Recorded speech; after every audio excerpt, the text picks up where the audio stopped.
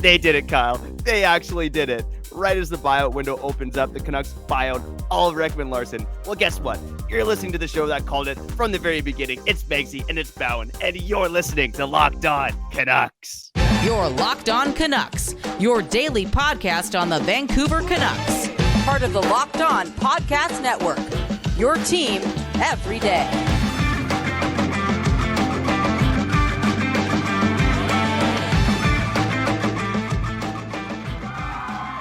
That's right. Oliver Ekman-Larsson is no longer a member of the Vancouver Canucks, and we are definitely going to give you our thoughts on that now. Thought number one, it's fantastic.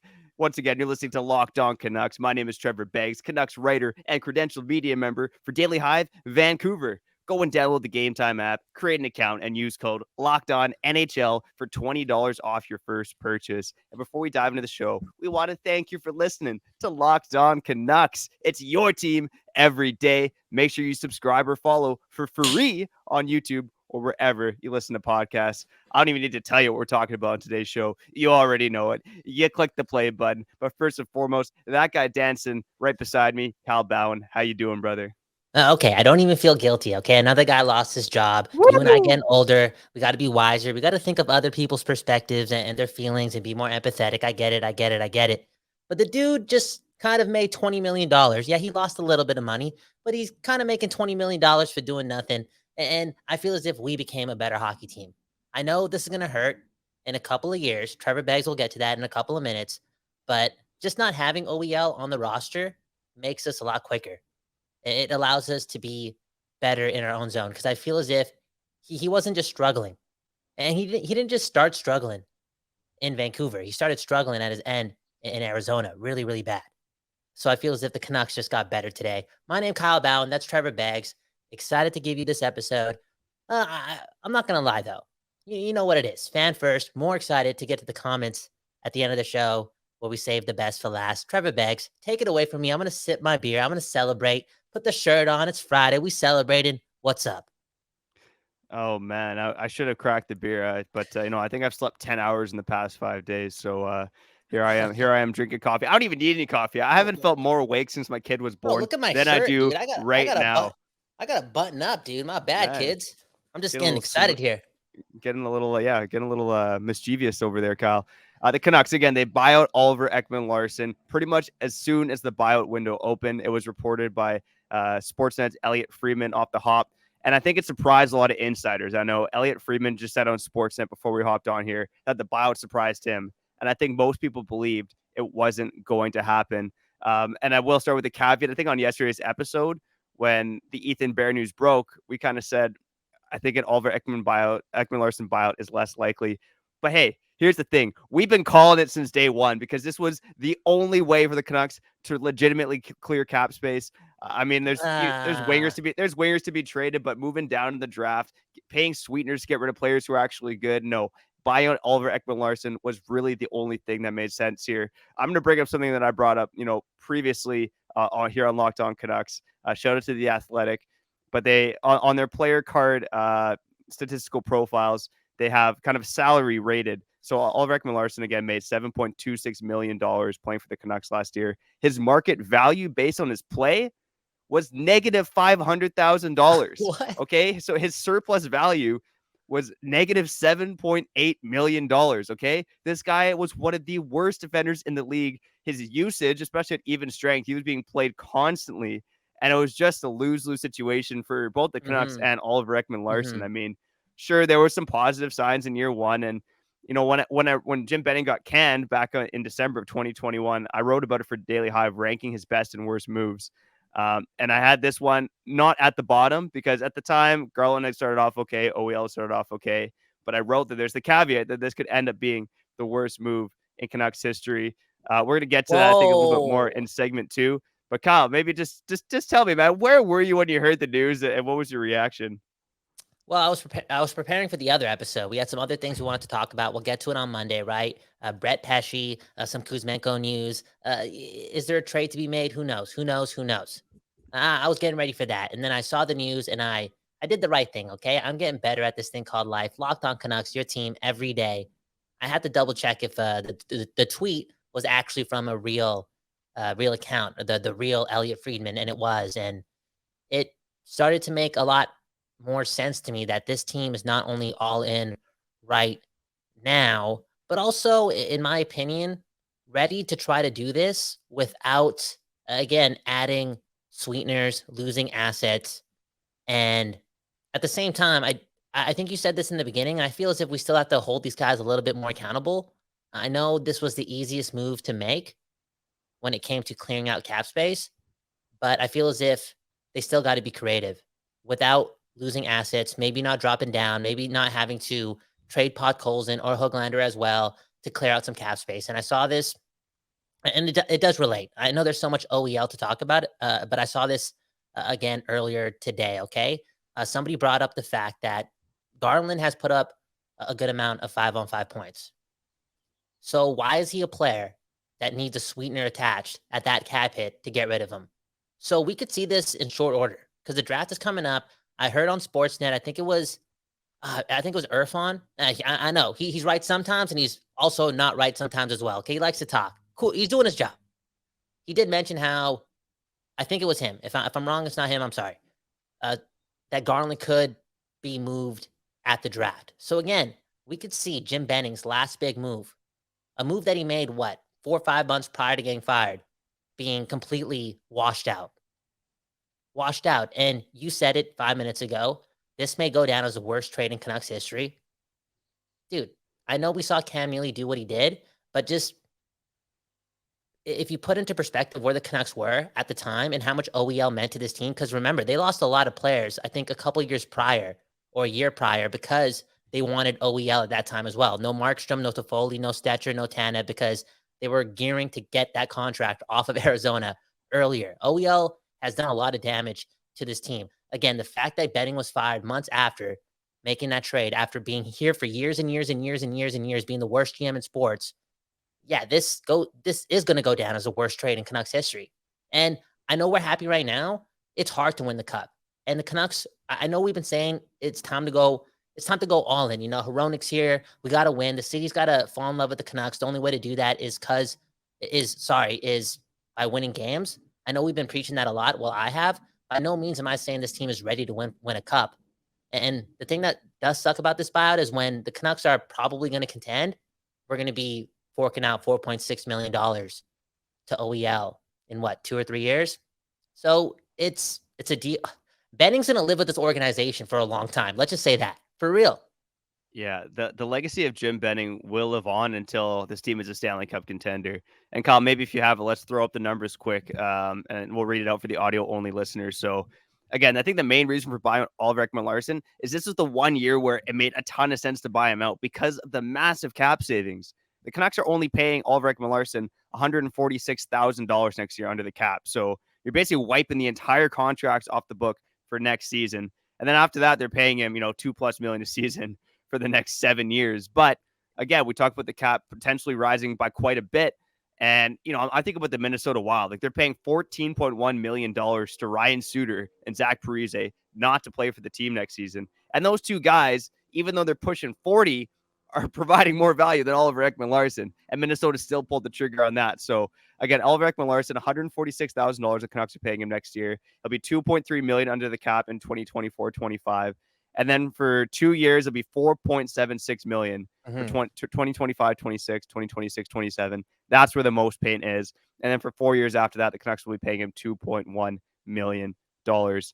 Again, I think this is just a move the Canucks had to make. I mean, we talked about on yesterday's episode, Kyle, with Ethan Bear being gone out of the lineup. It's like, was OEL going to play with Hronik?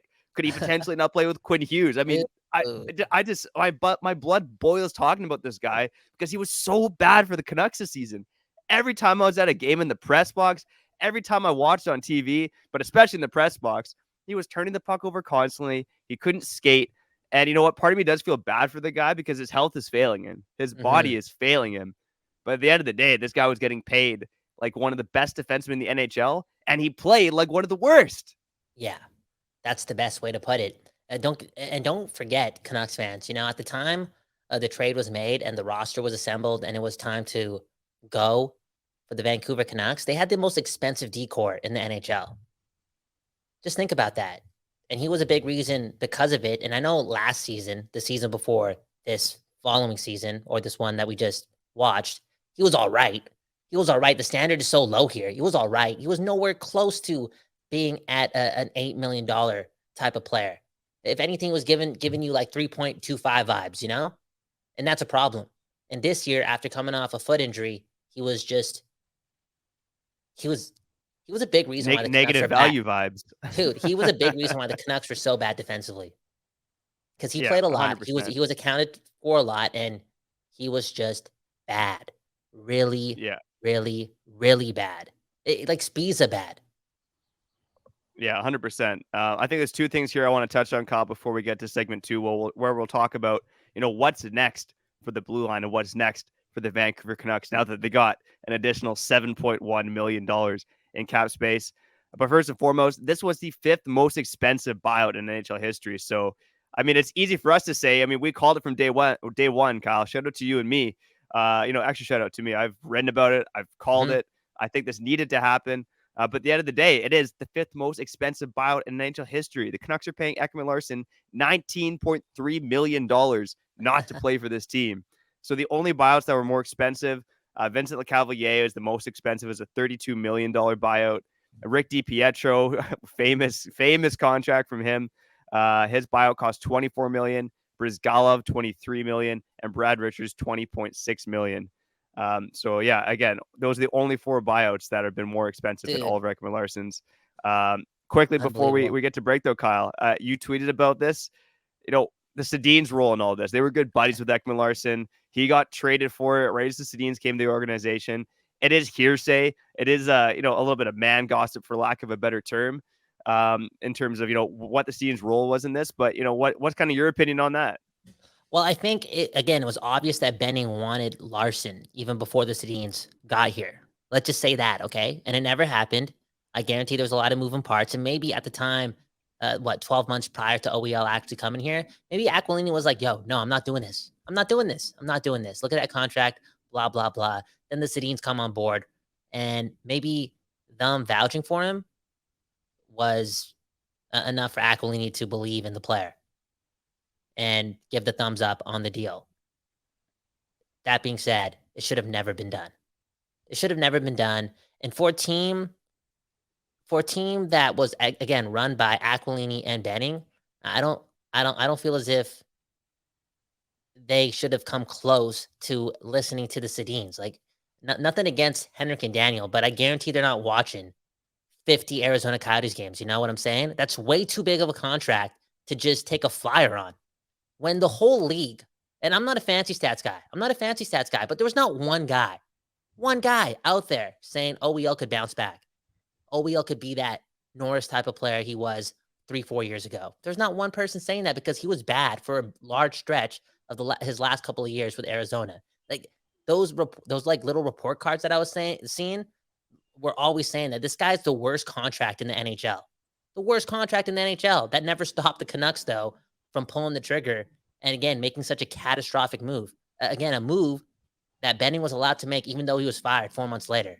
It's an organizational failure, for real. And the Sedins have to take part in that, too, if they were the ones that co-signed for him, for real. Yeah, 100%. And, they're franchise legends, and now they're in the player development side, so I don't want to throw them under the bus too much because it is a little bit gossipy, but two of the worst moves of the Benning era, Louis Eriksson and Oliver Ekman-Larsson, you could kind of put two and two together and say the Sedins played a bit of a role there. But I don't want to go too far down that rabbit hole. OEL has been bought out. It's a great day. Thanks for tuning in to this episode of Locked On Canucks. Okay, we still got segment 2 on the other side. We still got Comment Corner. We're going to talk about what's going to happen next for this team. But first, Kyle, I keep saying you and I are getting older, grumpier, and crustier, okay? I'm starting to feel a little bit younger and rejuvenated today after the OEL buyout. But hey, for guys like us, because we are getting more wrinkly, we are getting a little less sexy, we need to prioritize comfort. And comfort, that comes with looking sexy as well. That's why we got to wear Bird Dogs apparel, okay? I got my Bird Dog shorts. They are slick. They are fine. They are stretchy khaki shorts that are designed to fit slimmer through the thigh and leg, giving you a truly sculpted look. I love showing off my chicken legs, and Bird Dogs is great for that. And hey, guess what? They use an anti-stick sweat wicking fabric that keeps you cool and dry all day long. And hey, if you like to go commando, again, They got built-in boxers, baby, so you don't even need to wear your man thong, Kyle. It's all Whoa. good. Make sure you go to birddogs.com/lockedonnhl for a free Yeti-style tumbler with your order. That's birddogs.com/lockedonnhl for a free Yeti-style tumbler. You won't want to take your bird dogs off. We promise ya. You're back. You're back. Locked On Canucks. Trevor Beggs, Kyle Bowen.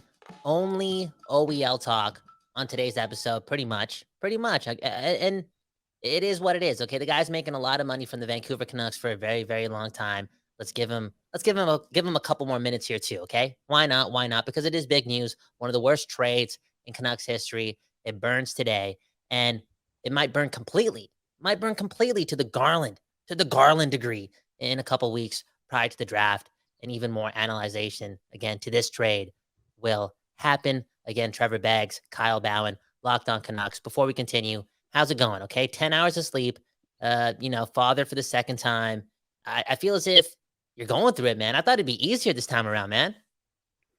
And you know what? Through the first couple of days, like it is a bit easier. So with my first kid, she just wouldn't go down at night. Like I'd have to rock her for probably a couple hours a night. So baby Henry here, he goes down a little easier, but still, like at the newborn stage, baby's up like almost every hour or so to feed, and I'm on paternity leave right now, so I'm trying to stay up with the wifey, do as much as I can. Good So job. yeah, I'm not sleeping too much, man. But hey, it is what it is. It's a beautiful time in life. I'm happy to sacrifice a bit of sleep just to welcome my newborn to the world. That's beautiful. That's beautiful. And if you're new to the program or new to anything, Trevor Beggs, a very a romantic individual, a really wife first type of guy, always there for his girl. And yeah, I feel as if I remember talking to you about how you're that guy, waking up in the middle of the night, changing the diapers. You don't care. You're just doing it, right? You're doing it. You acknowledge the fact that your wife, she's done most of the work already. Blah, blah, blah. I'm going to pull up Trevor Beggs. You're the truth again. Trevor Beggs is the truth. In the comments below, let us know. Let us know how much you appreciate Trevor Beggs, because this show cannot happen without Trevor Beggs. Let's be real. Let's be honest. I know Jay is just typing that too right now. For real, for real, for real. Locked On Canucks. What's next? What's next? No Ethan Bear. No OEL. I'm hearing Luke Schen's having bad contract talks with the Toronto Maple Leafs. In all seriousness, Beggsy, off the top of your hockey mind, let us know what's next for the Canucks blue line. Okay, speculate, have fun, pull in the facts. What's next? I'm going to start with this caveat right here, Kyle, and that's, look, I know the Canucks are in win now mode. I know that next season matters, but the Canucks, now that they just have cap space, please, for the love of God, do not pull a Jim Benning and just go spend for the sake of spending. Go spend, go trade for that guy if the deal's there, if the deal is right, but do not just go sign a guy. Do not just go give Dmitry Orlov $8 million a season just because the cap space is there. Okay, so that's the main caveat I want to start with. I will say, basically on the free agent market, and the Canucks need a top 4 left shot defenseman, and the only guy I still really like is Ryan Graves, and he's a player that's probably going to cost around $5 million a season. He's not going to come cheap, but he's big. He can kill penalties. He's a defense-first guy. I think he's the guy that can fit in best alongside Filip Hronek, especially among the free agents out there. So Ryan Graves is really my primary target on the free agent market, if he makes it free agency, that is. I still think the Devils would probably try to bring him back if they have the cap space to do so. And I know they got one piece done with Jesper Bratt. They still have Timo Meier to sign as well. But aside from that, I think the Canucks need to seriously look at the trade market. And one reason why buying out Oliver Ekman-Larsson made a ton of sense. It made sense on a number of levels. You already talked about how bad he played. But the Canucks were hamstrung. When they're trying to trade a Brock Besser, when they're trying to trade a Connor Garland, when they're trying to trade an Anthony Beauvillier, every single team in the NHL knows that these guys had their hands tied. Ooh. And they knew that they were over the cap. So how are you going to get proper value for these guys if teams know you have your back up against the wall? So I do wonder now that they have some cap space, that they have some flexibility, that they can actually go make a proper trade and get true value for guys like Besser and Garland. Again, the winger market still a depressed place. I don't know if you're going to get full value for these guys, but at least you're not working from quite the same position of weakness that you were before. I didn't even think of that. Brilliant take, right? Now other teams know that the Canucks really don't need what's the right word? They're not as desperate. They're not as desperate. You can't use that as leverage against them. And maybe now you can look at their players for their value, if not maybe more than their value. And it goes back to what we said about Connor Garland. And I'm a big Garland fan. I feel as if there's a lot of room for him to quote unquote improve and still be a factor on a lot of good NHL teams. But based on the notion that, and this is the truth too, this team has to stop trading assets. They have to stop trading draft capital. They have to stop doing that. I know they want to be good right away, but they have to live with reality as well and understand that they've been doing that for far too long. Maybe it's the right time to just, stick to having those pieces. Podkolzin, Höglander, and your draft picks for real. And Garland is just, again, that guy that provides value, has a good cap hit, great 5-on-5. And in my opinion, again, be creative here. Find a way to get the deal done. No excuses. If you need to unload more cap, he's the guy. And I feel as if, again, the rumblings are there. That will happen. Now, I feel as if, again, cap space has to be utilized properly here and saved primarily for, again, the biggest objective for this team going into the offseason, and that's extending one of the best players in the NHL, Pettersson. That's the truth. Yeah, 100%. And, one of the reasons I said at the top that I really hope this team doesn't go spend for the sake of spending. I mean, there's multiple reasons for it. Pettersson is definitely one of them. But you look at, the end of next season, and you're going to have Tanner Pearson off the books. You're going to have Tyler Myers off the books. That's almost $10 million right there. Beauvillier as well, if he's still a Canuck by then. So the Canucks are going to have even more flexibility next offseason. And a year in a summer where we projected the cap's going to go up quite a bit more. So again, I think the trade market probably makes more sense for the Canucks here. I'm nervous about what that looks like. And I don't want to spoil it too much. I think we will talk about Brett Pesce. He popped up in rumors today. That's what we were going to talk about originally. But now I think this makes even more sense, right? There we go. It makes even more sense now to talk about Brett Pesce. The Canucks actually have some cap space to go make some moves. So we'll see what happens, man. But at the end of the day, like even after the Oliver Ekman-Larsson buyout, the Canucks still have one of the highest cap hits in the league going into next season. They're still in the top 10. I'm trying to look at it very quickly here.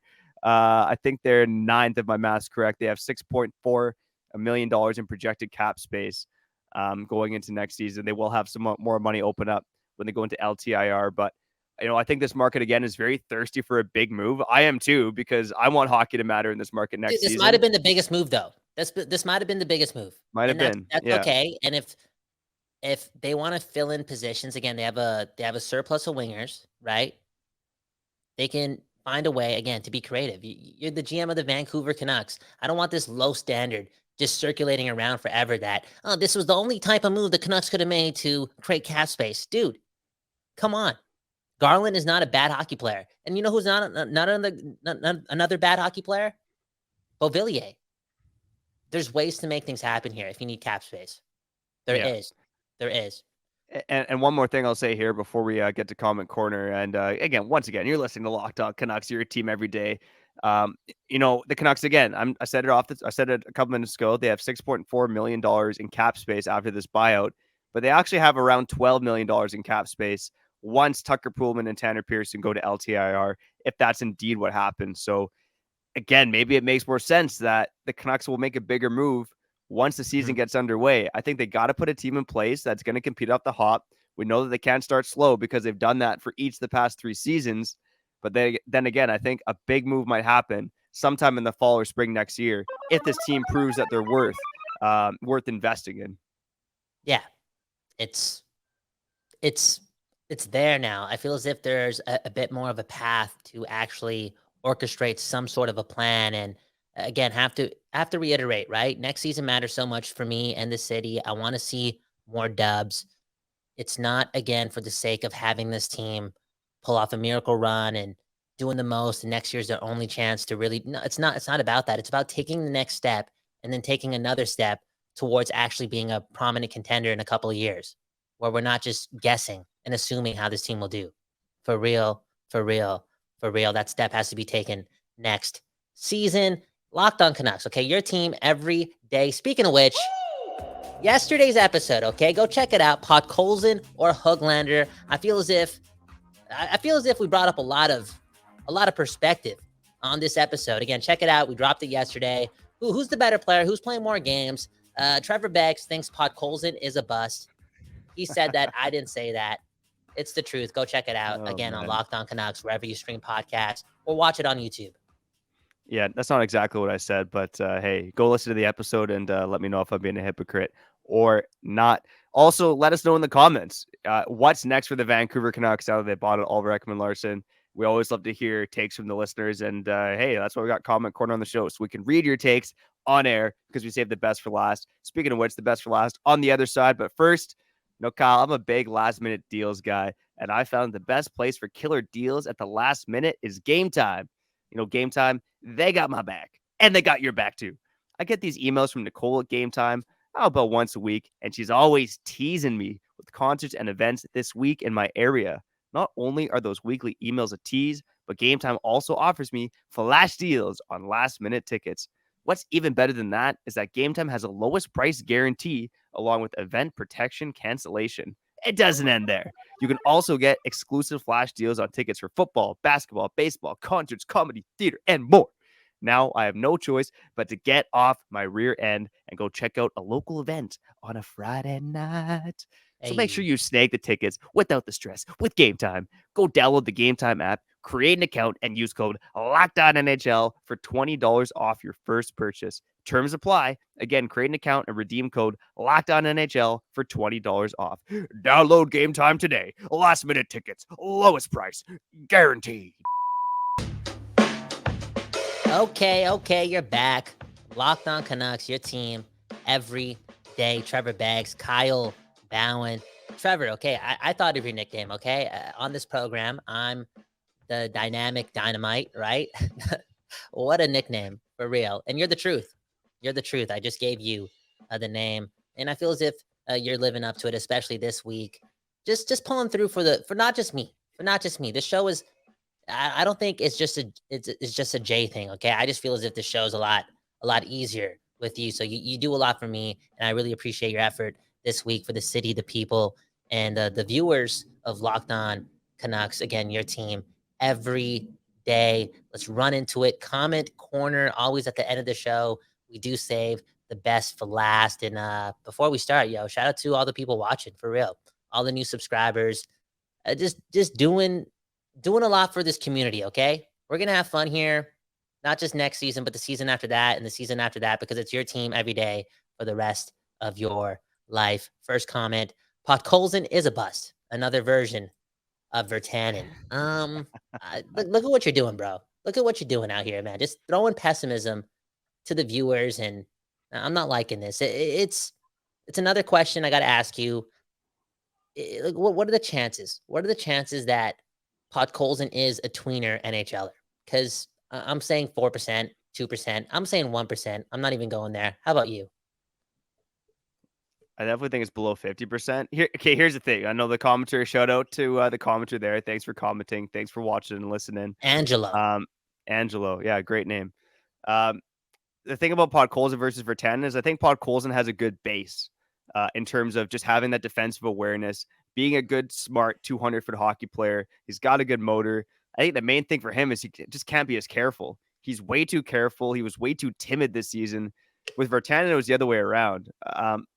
I think Virtanen just lacked complete hockey sense. Like, he just didn't know where to be when the puck wasn't on his stick. Even when the puck was on his stick, he made disastrously bad plays. So Podkolzin is a much smarter hockey player. Yeah, I still think the odds are low that he's a tweener. I know people want to think I'm calling him a bust. I'm not quite there yet, but was he worthy of a top 10 pick? We'll see. I'm skeptical. Great point on him needing to take more risks, take more chances. Just with anything you do in life, I feel as if I understand why players or people in their occupations could be a little timid, play it safe, just do, what's on the itinerary and call it a day. But always remember, you gotta stand out, and you gotta be original. You gotta do you, embrace how you got there. Remember, there were many times in your life, especially in a professional athlete's case, where you were the best player on your team.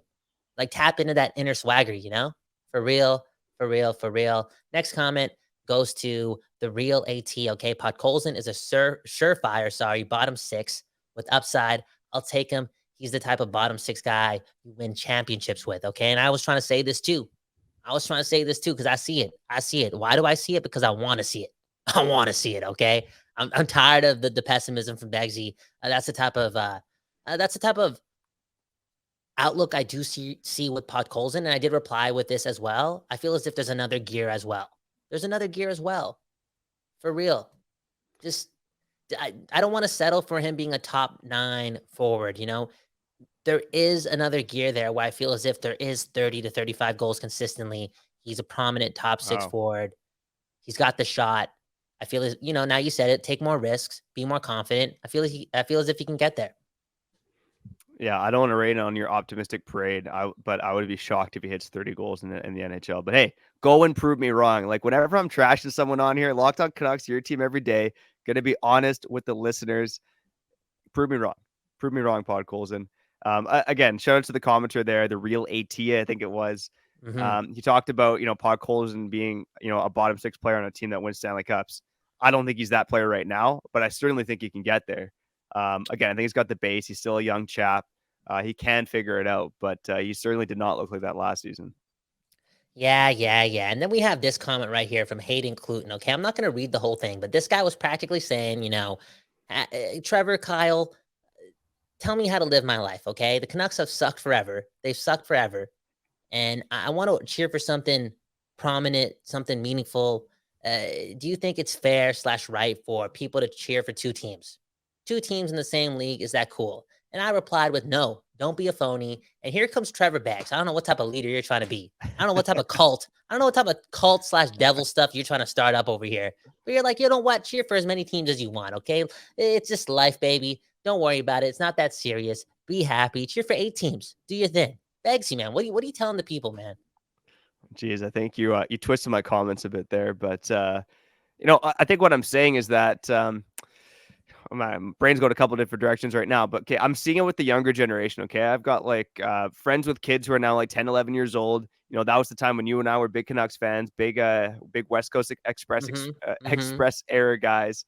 But I'm seeing kids nowadays, 10, 11, and I know my friends' kids who cheer for Pittsburgh, they cheer for Washington, they cheer for Edmonton.